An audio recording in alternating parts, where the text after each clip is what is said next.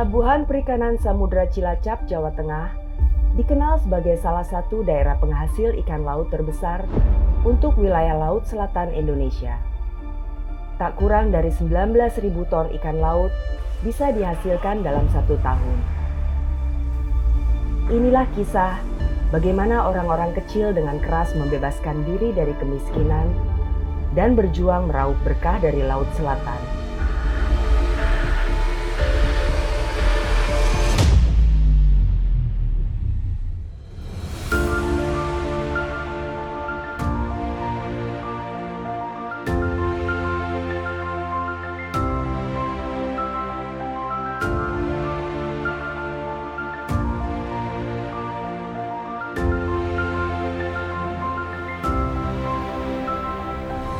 Pagi yang hiruk-pikuk di tempat pelelangan ikan Pelabuhan Perikanan Samudra Cilacap, di tengah keriuhan berbagai transaksi yang sedang berlangsung, suara Surip terdengar lantang. Ditawar boleh enggak sih? Ikan bagus, jangan tawar-tawar lagi. Enggak ditawar sedikit ya enggak apa-apa lah. Enggak apa-apa. Enggak apa-apa ditawar kan boleh lah. Oke. Cumi berapa cumi? Cumi 20. Iya. Ditawar 19 ya. Oke. 19,5 lah. Ya udah enggak apa-apa udah. Ya udah enggak apa-apa. Terus lemadang wis ya lemadang iki. Dan semua ya, tak angkut semua ya. Nanti ya. Cakalan. Cakalan gimana cakalan ini cakalan? Cakalan gimana? Berapa? 15.000. 15.000. Ya. Oke. Udah bagus. Oke. Ditemani Yuli anaknya, wanita berusia menjelang 70 tahun ini terlihat sigap dan penuh semangat untuk mendapatkan ikan segar dengan harga yang diinginkannya. Susunnya yang rapi ya itu ya. Susunnya si rapi ya Dan. Siap, Bol. Nilai transaksinya dalam 1 hari mencapai ratusan juta rupiah. Ini DP-nya. Ya, sisanya nanti transfer ya. Surip bersama Mugi suaminya adalah salah satu pedagang ikan atau bakul ikan dalam istilah setempat. Di kawasan Cilacap, Mugi dan Surip dikenal sebagai pedagang ikan besar. Omsetnya per bulan bisa mencapai 5 hingga 7 miliar. Uniknya, keduanya tak pernah bersekolah dan tak bisa baca tulis. Tapi kan masalah taksiran ikan sekian dong apa sekian banyaknya sekian ton kali sekian kan bisa. Misalnya beli 40 juta, tak jual itu 45, berarti kan tuh 5 juta, gitu. Apa nggak bisa baca, nggak bisa nulis. Tapi kalau masalah perhitungan bisa, itu masalah uang, kalau perhitungan kan uang. Mugi dan Surip lahir besar di Kampung Laut, sebuah perkampungan nelayan miskin di pesisir Cilacap. Kehidupan yang sulit dan prihatin menjadi keseharian pada masa kecil mereka. Ini susah orang tuanya, susah makan ya seadanya, hidup seadanya. Kalau makan ya dibagi-bagi, hidupnya susah. Telur itu 1 jadi 5, jadi 4, jadi ya dibagi-bagi lah. Makan aja, misalnya nak beras itu setengah kilo 5 on. Terus campurannya ini pisang dipotong-potong, kecil, campurkan. Kan ada tajinnya dimasukin gelas, dikasih air gula untuk susu katanya. Kampung Laut di masa lalu memang jauh berbeda dengan kondisinya sekarang. Dulu nggak ada ini rumah-rumah gini nggak ada. Makanan juga tidak ada yang enak. Rumah juga nggak ada pintu, cuma cakar-cakar gitu aja tuh. Tapi nggak ada orang nakal, nggak ada. Karena nggak ada yang mau diambil kali. Dia mungkin rumahnya panggung yang los itu loh, yang memanjang. Atasnya itu pakai daun pipa. Tapi kalau hujan itu malah enak. Hujan kan kena airnya kecil-kecil turun, jadi di badan itu enak. Seperti salju, kalau agak bocor sedikit malah enak tuh, tres anyas dingin. Dan tidurnya lebih enak itu. Kemampuan berdamai, bersyukur, dan melihat manfaat dari situasi yang sulit menjadi salah satu bekal berharga yang membentuk karakter Mugi dan Surip dalam perjalanan bisnisnya kelak. Pada tahun 1978, Surip menikah dengan Mugi. Saat itu Mugi masih berprofesi sebagai nelayan. Ketika Mugi mulai sering tidak bisa melaut karena sakit, Surip memutuskan membantu mencari nafkah bagi keluarga. Saya umur 15 nikah.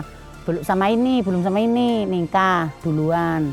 Anak 2. Nikah terus langsung cerai terus sama ini.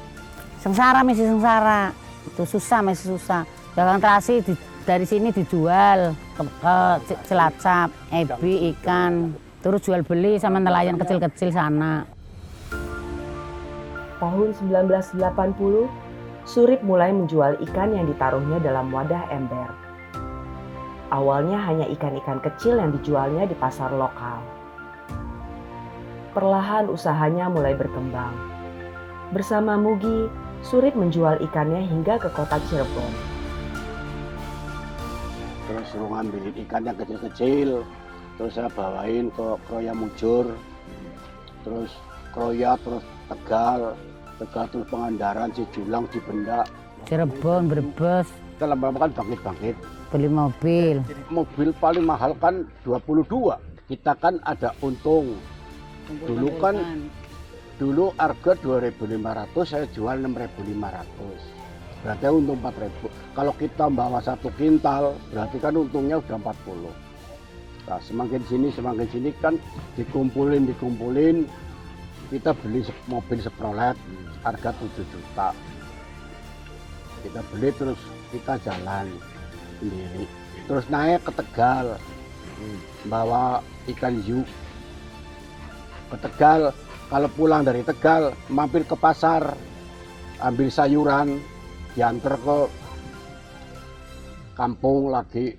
Terus kini Kamungantan kemana, kan ada dapat bayaran, kan kena untuk ganti bensin.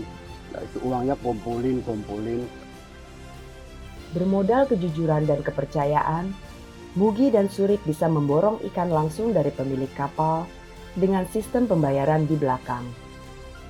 Nah, setelah gitu terus kita ngomong sama ibu, ayo Bu, kita borong aja ke kapal langsung.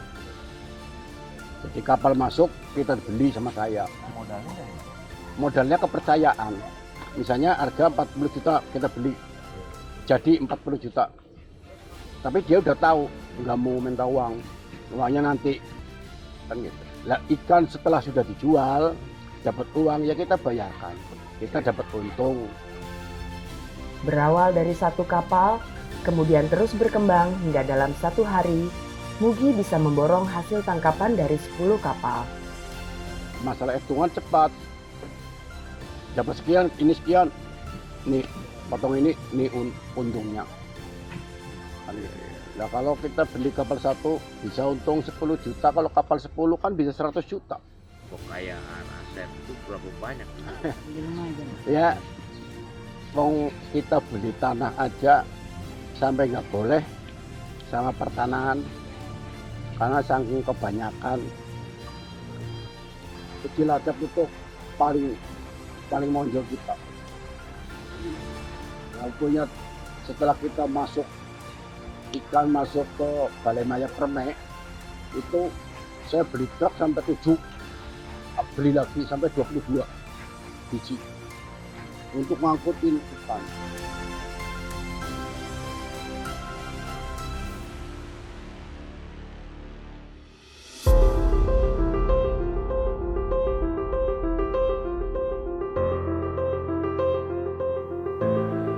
Pelabuhan Perikanan Samudra Cilacap atau PPSC ini diresmikan penggunaannya oleh Presiden Soeharto pada tahun 1996 untuk mendukung Kabupaten Cilacap yang telah ditetapkan menjadi salah satu kawasan metropolitan dari 197 kabupaten atau kota di seluruh Indonesia. Kabupaten Cilacap memiliki potensi perikanan tangkap sebesar 72.000 ton per tahun.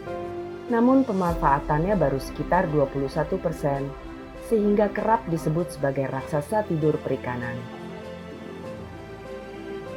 Secara geografis, PPSC berhadapan langsung dengan Samudra Hindia yang dikenal memiliki potensi sumber daya ikan yang cukup melimpah. Letaknya yang strategis merupakan tempat yang sangat ideal untuk dijadikan pelabuhan pangkalan bagi kapal-kapal perikanan, khususnya longline dan gillnet, yang beroperasi di Samudra Hindia. Pelabuhan perikanan Samudra Cilacap yang ada di pantai selatan satu-satunya ya. Dari 6 pelabuhan perikanan samudra di pantai selatan hanya Cilacap. Ya. Yang 5 kan ada di Jakarta, di Sumatera 2, di Sulawesi 2. Nah, di Cilacap ini sejak saya ditugaskan di sini, saya melihat potensi. Saya bilang sama teman-teman dan Pak Bupati, saya bilang, Bapak patut bersyukur karena Kabupaten Cilacap punya pelabuhan perikanan kelas 1 samudra. Namun saat ini saya melihat belum optimal, begitu. Padahal potensi yang luar biasa di depan sana, PPP 573 Samudra Hindia, Laut Lepas, itu adalah daerah penangkapan yang masih perlu kita eksploitasi, begitu kan. Tentunya juga dengan mempertimbangkan sumber daya alam yang ada. Potensi perikanan di wilayah selatan Samudra Hindia memang sangat besar. Hal ini dibuktikan dengan tingginya frekuensi lalu lintas kapal yang masuk ke PPSC dengan berbagai jenis tangkapan hasil laut. Di antaranya adalah cakalang, tuna, tongkol, udang, dan jenis ikan lainnya. Berdasarkan catatan PPSC, data terakhir menunjukkan nilai transaksi untuk hasil laut tersebut dari Januari hingga Oktober 2021 mencapai 275 miliar rupiah. Kalau misalnya dilihat, PAD ke daerah kan tidak besar juga. Kalau terjadi lelang, itu ada retribusi. Tapi kalau ikannya tidak ada pelelangan, tidak ada retribusi yang masuk ke pemerintah daerah. Di kami pun PNBP-nya tidak begitu besar. Pendapatan negara bukan pajak. Tahun kemarin hanya 2,8 miliar. Membayar gaji pegawai pun tidak cukup. Apalagi untuk operasional pelabuhan sebesar ini. Listriknya dan sebagainya gitu ya. Perbaikan jalan, semua kami fasilitasi. Kita menyediakan sarana prasarananya. Tapi multiplier efeknya yang dihitung gitu kan ya. Dengan adanya pelabuhan perikanan ini berapa ribu sih penyerapan tenaga kerja. Ya, UP-UP yang ada dari yang menyewa tanah di pelabuhan perikanan kan mereka membuat unit pengolahan ikan. Itu ada berapa ribu tenaga kerja dari 26 UP yang ada. Kemudian dari 871 kapal ada berapa nelayan, berapa ABK. Ada 6.000 lebih ABK dan nelayan yang beraktivitas di sini. Iya. Nah, itu kan bisa dihitung berapa perputaran gaji mereka. Kemudian dengan adanya kapal sejumlah 871, mereka butuh perbekalan untuk melaut. Nah, itu kan tergantung ukuran kapal ya, ada yang 200 juta, ya itu beli di mana? Nggak mungkin didatangkan dari Jawa Timur begitu. Beras, gula, sampai rokok, sampai obat-obatan semuanya itu beli di Cilacap. Mugi dan Surip serta para bakul lainnya adalah ujung tombak yang berperan penting mendistribusikan hasil laut Kabupaten Cilacap ke berbagai daerah. Peran mereka tidak bisa disepelekan, karena hampir 60% distribusi ikan ada di tangan mereka. Sisanya dilakukan langsung oleh pengusaha pemilik kapal maupun pabrikan besar. Mugi dan Surip sendiri telah berkutat selama lebih 40 tahun dalam bisnis distribusi ikan di PPS Cilacap. Selama itu dengan modal kejujuran dan kepolosan mereka, bisnis bisa berjalan dengan baik. Namun zaman berubah. Banyak pemain baru bermunculan di bisnis ini. Kepolosan dan kejujuran suami istri ini kadang dimanfaatkan oleh orang yang tak bertanggung jawab.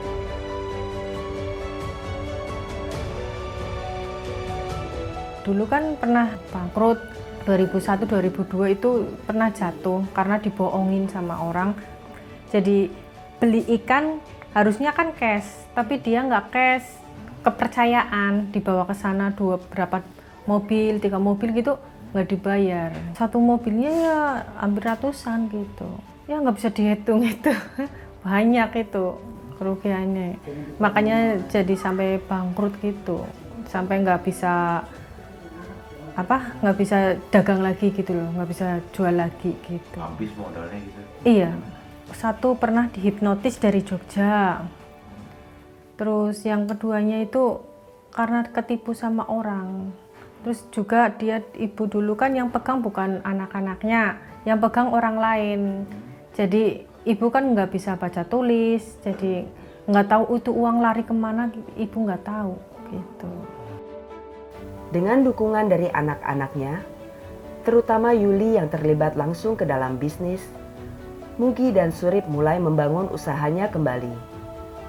Sekecil-kecilan sama anak saya itu Yuli, sama terus belikan. Sebetulnya malu saya, ya malu orang seperti bos kalau sekarang kok seperti kuli itu, tapi saya nggak malu kok. Ya ada yang ngomong, ibu kok nggak malu, kasihan. Terus sama Yuli nyupir sendiri, sama hari itu untung 2 juta, 3 juta, ya sama Yuli. Terus sampai ditangkap polisi, sampai nangis sama Yuli. Nggak ada SIM, nggak ada masing. Mobil pun dikasih sama adiknya ini, mobil L300 dikasih. Nggak punya mobil sih, uang habis sih dijual.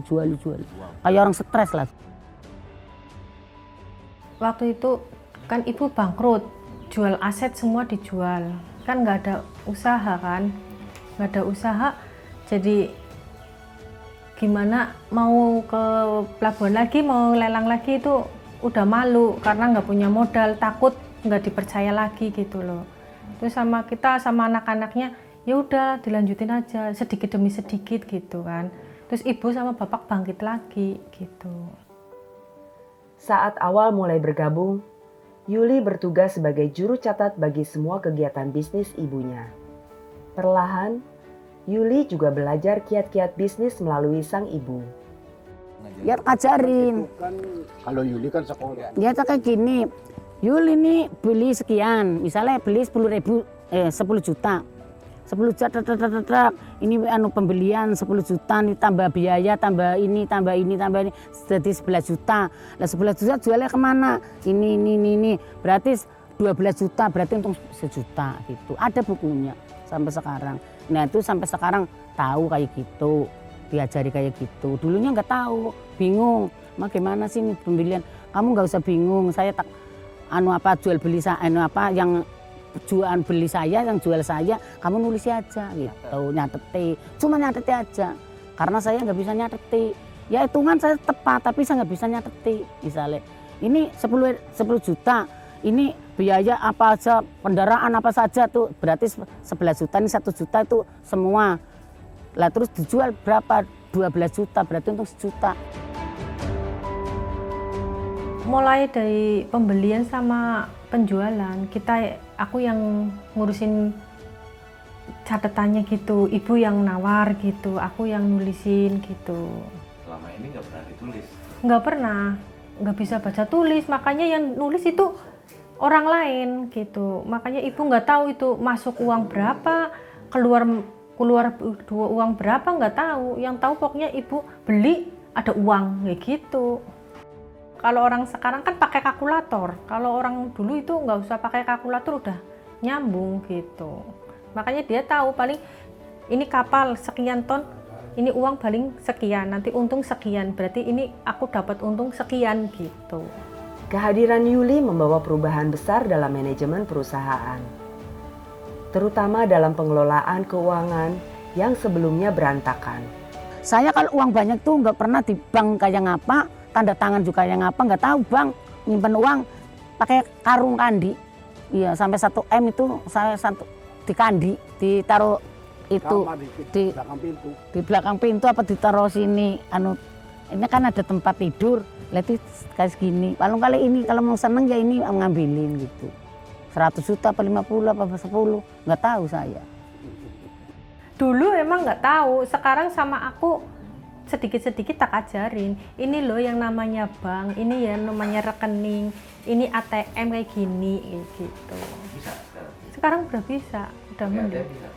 Udah bisa, cuman didampingin, kadang pinnya salah sih. Yuli juga ternyata seorang penjual yang tangguh. Ia berhasil mendapatkan kontrak dalam partai besar dengan sebuah pabrik pengolahan ikan di Jakarta.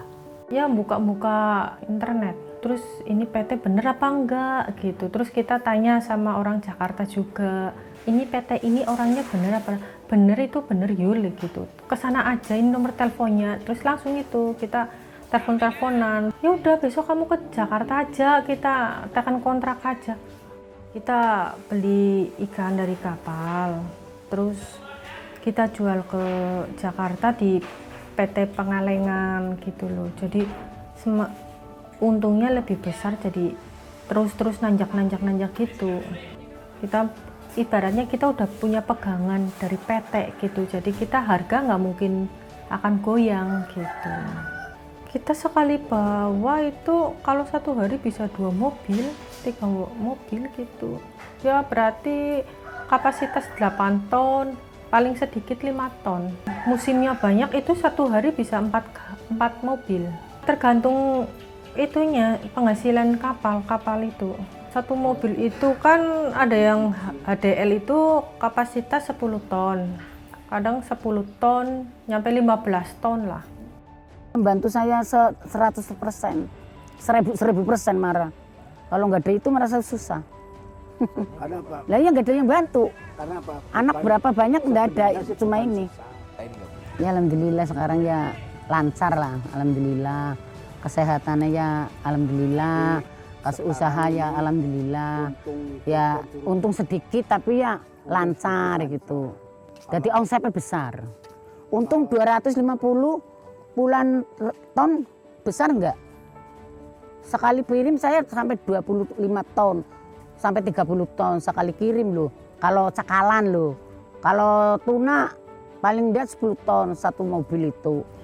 Ya, saya bangga nerusin usaha orang tua saya karena bisa ngelanjutin usahanya orang tua gitu aja. Dengan hasil yang semaksimal mungkin. Kepenginnya sih kayak PT-PT besar gitu loh, kepengen usahanya lebih maju. Karena kita kan punya anak, punya itu kan kepengen semua ngerasain gitu loh. Jadi kepenginnya usahanya semakin sini berkembang kayak PT gitu loh. Yang dulu-dulu kepengen kembali lagi gitu. Sekarang udah berapa persen kembali lagi seperti itu? Ya baru 1/4 mungkin. Cuman dulu kan nggak punya fisher, sekarang cuma punya fisher gitu. Tidak perlu lagi ke tempat lain mencari ikan, menangkap ikan gitu. Tinggal keluar dari rumah sendiri, itu halamannya sendiri begitu kan ya, sehingga saya berkeinginan pelabuhan ini ingin menjadi besar seperti Nizam Jahman. Zaman terus bergerak. Generasi demi generasi berganti mengisi kehidupan dan meraup berkah dari Laut Selatan Cilacap. Generasi Mugi dan Surip akan segera berlalu, berganti dengan generasi Yuli. Pada saatnya Yuli akan digantikan generasi berikutnya. Namun Laut Selatan tak pernah berubah. Ombaknya tak berhenti bergelora menyapa bumi, menawarkan kekayaan dan berkah yang tak ada habisnya untuk dimanfaatkan bagi kehidupan. Manusia hanya perlu merawatnya dengan bijak.